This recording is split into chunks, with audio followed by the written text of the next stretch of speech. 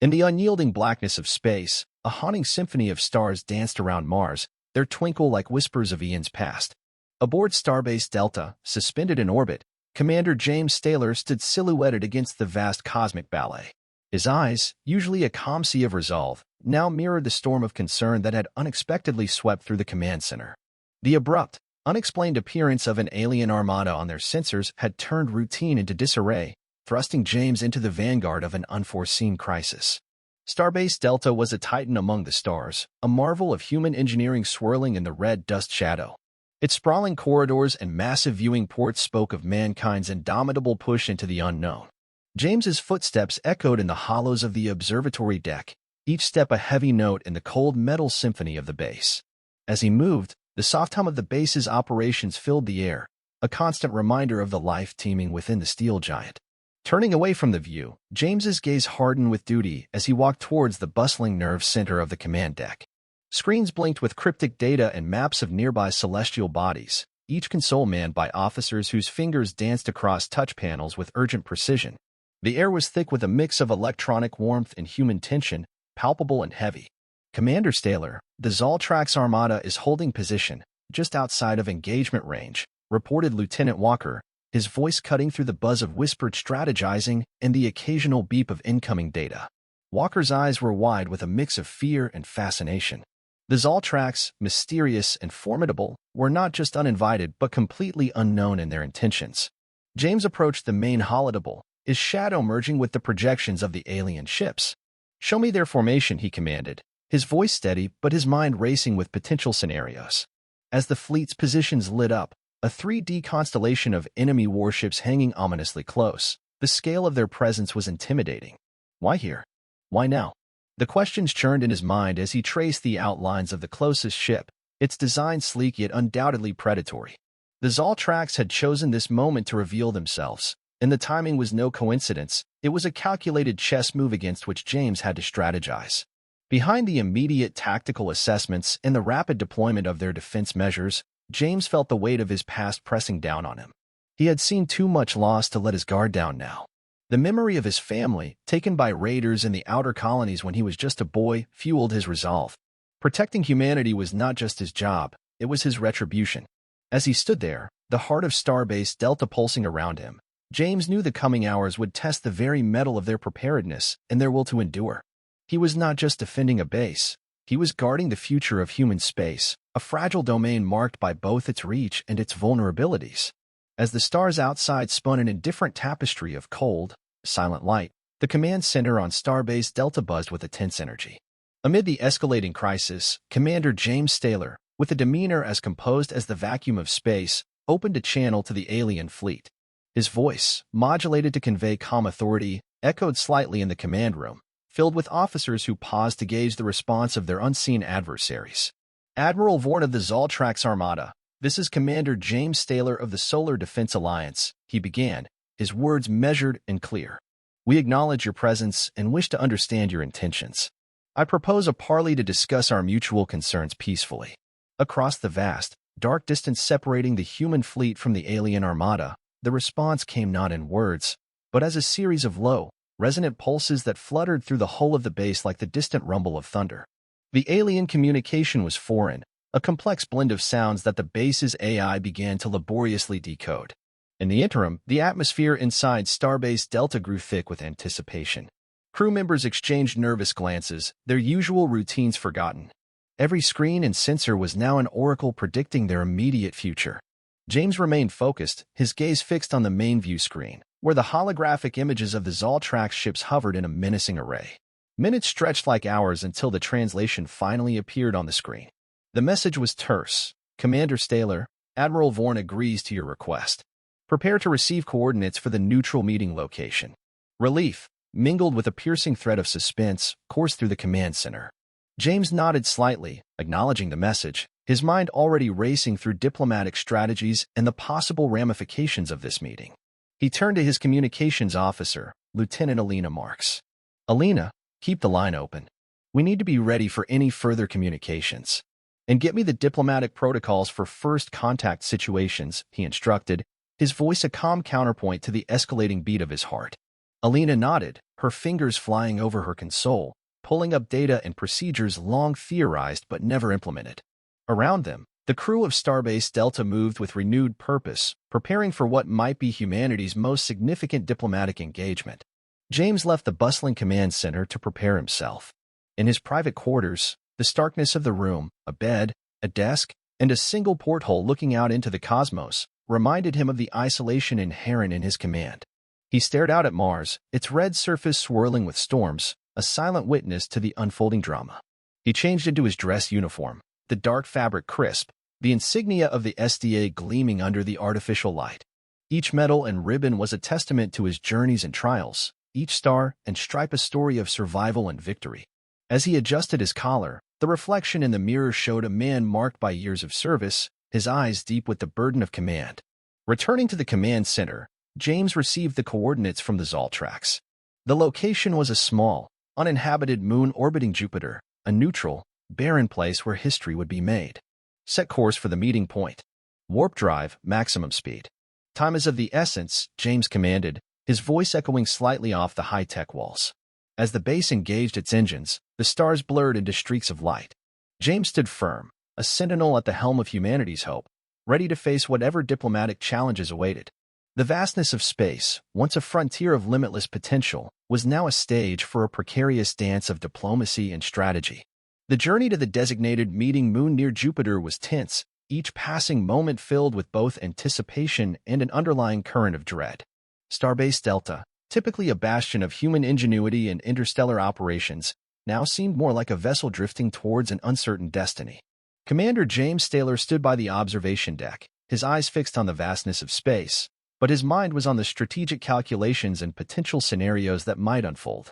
As the cold light of distant stars illuminated the deck, James could feel the weight of history pressing down on him. He was acutely aware that his actions in the coming hours could either forge a new alliance or plunge humanity into a chaotic conflict with unknown powers. Meanwhile, beneath the surface of routine operations, a sinister thread was unraveling within the ranks of the crew. Security Chief David Walker, tasked with the safety of the entire station during this critical diplomatic mission, noticed irregularities in the communication logs. An encrypted signal had been sent from the station, not to Earth or any known human outpost, but to a location dangerously close to where the Zoltrax armada had first appeared. Intrigued and alarmed, David initiated a quiet investigation, pulling in a few trusted officers. They traced the signal to a terminal in a secluded section of the engineering deck. The logs there were wiped clean, hinting at a cover-up by someone with high-level access and advanced technical skills. As Starbase Delta approached the barren moon, the mood among the crew shifted from tense expectation to a sharp focus. James convened a final briefing with his senior staff in the strategy room. The walls, lined with screens displaying star charts and tactical data, created a backdrop of flickering shadows that danced across their determined faces. "Listen up," James began, his voice firm and commanding. "This meeting could very well determine the future of our interactions with the Zoltrax. I need everyone on their best performance. Security, keep your eyes open. Any sign of treachery from our guests, I want to know immediately." David Walker took a moment to pull James aside. "Commander, there might be a mole aboard. We detected an unauthorized signal sent to the Zoltrax sector just before their fleet appeared." James's expression hardened. "Keep this under wraps for now. Tighten internal security and monitor all communications. I don't want any panic among the crew. Find out who's behind this, discreetly." With the moon looming close, its cratered surface a testament to countless meteor strikes, the mood aboard Starbase Delta was a mixture of wariness and resolve. James donned his diplomatic uniform, a sleek ensemble designed to convey both authority and openness, reflective of his dual role as commander and diplomat. As they entered orbit around the moon, the designated meeting site came into view, a flat expanse near the equator, stark and devoid of any features that could provide cover or strategic advantage. It was a place where nothing could hide, fitting for a meeting that symbolized transparency and precarious trust. 2 shuttlecraft were prepared for the descent. James would lead the first, accompanied by his diplomatic team and a small security detail led by David. The second shuttle would carry additional security forces and technical staff, ready to establish a perimeter and ensure communications with the orbiting starbase. The descent was smooth, the shuttles piercing the thin atmosphere, engines humming softly as the lunar surface approached. James felt a familiar thrill, the kind that came from stepping into the unknown, from being on the cusp of something monumental. They landed at the designated coordinates, the shuttle's doors opening to reveal the desolate landscape. James stepped out, his boots kicking up small clouds of lunar dust. Ahead, the Zoltrax delegation shuttle was already there, its design sleek and menacing, much like the ships that had so abruptly challenged their peace.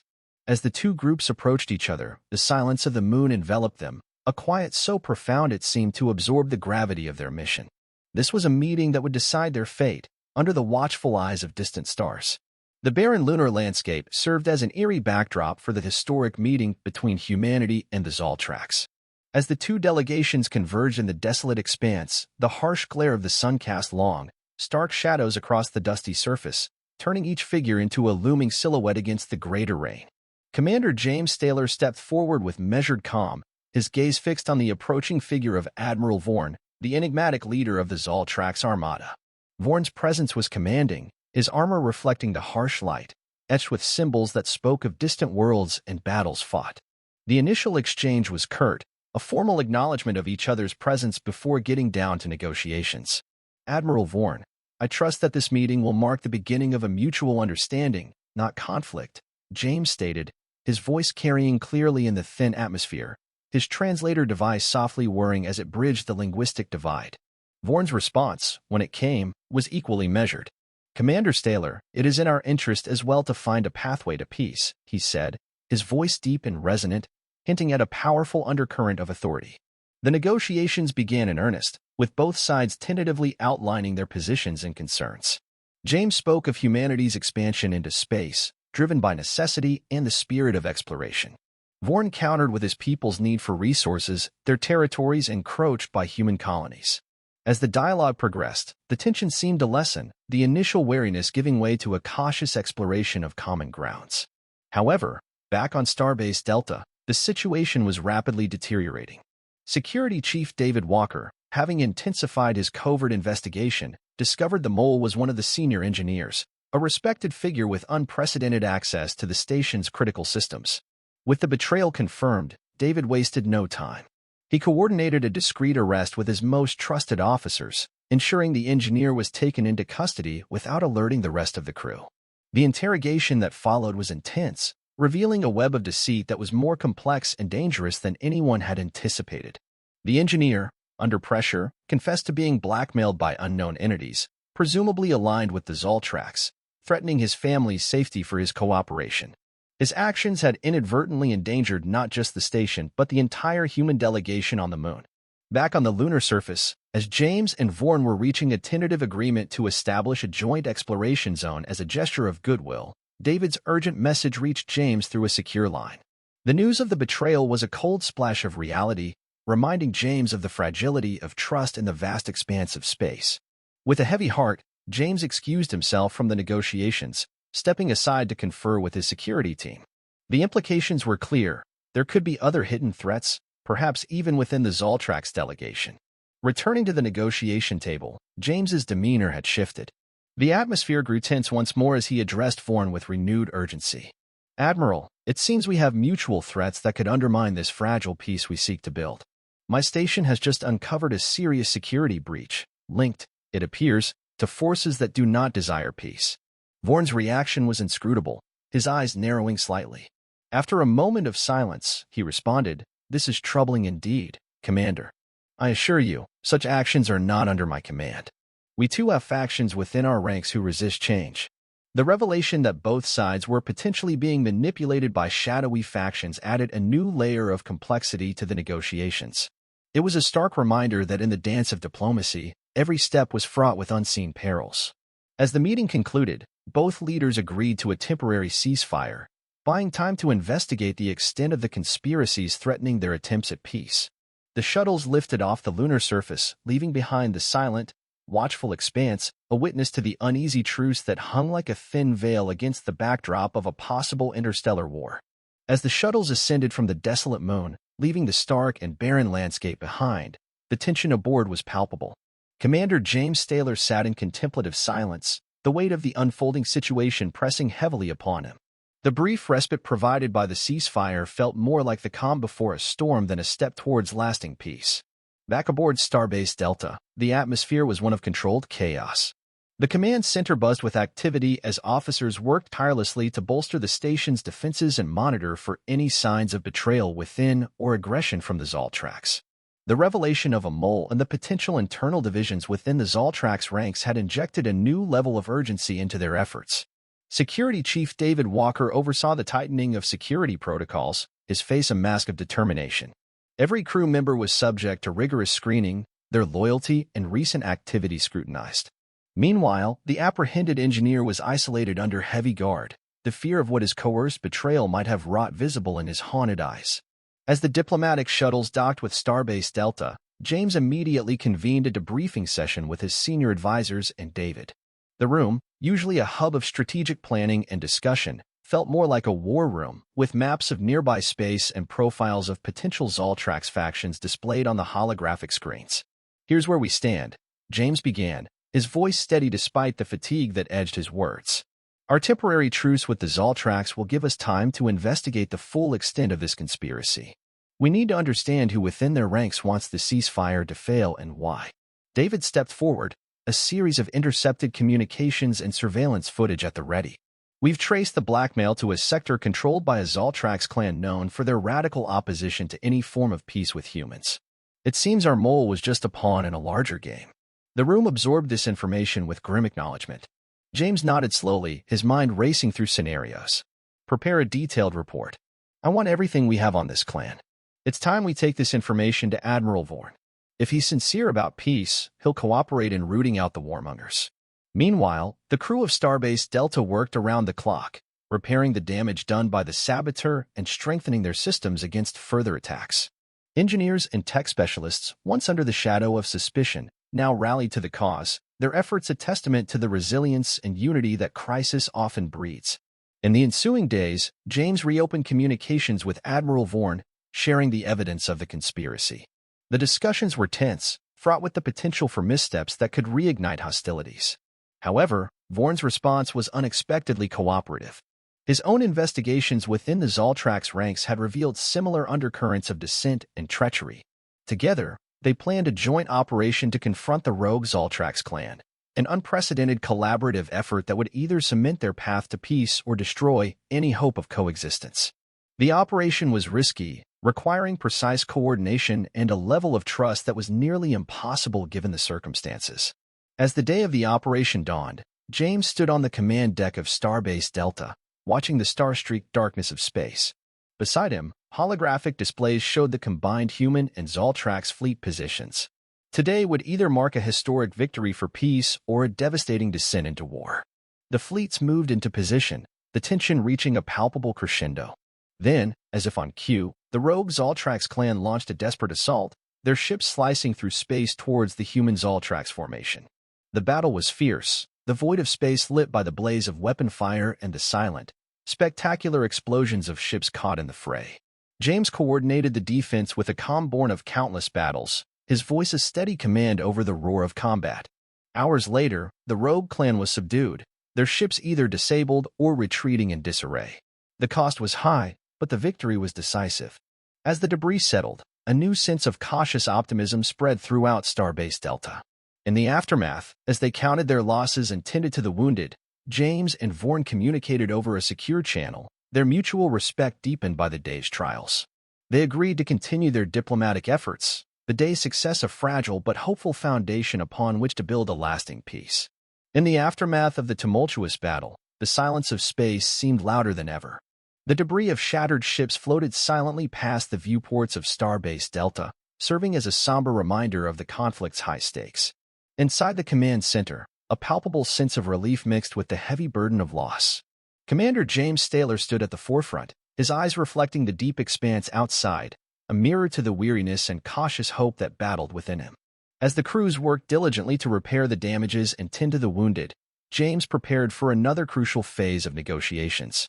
The recent joint victory with the Zoltrax had opened a new chapter of potential cooperation, but the path ahead was fraught with the remnants of old suspicions and the scars of recent conflicts.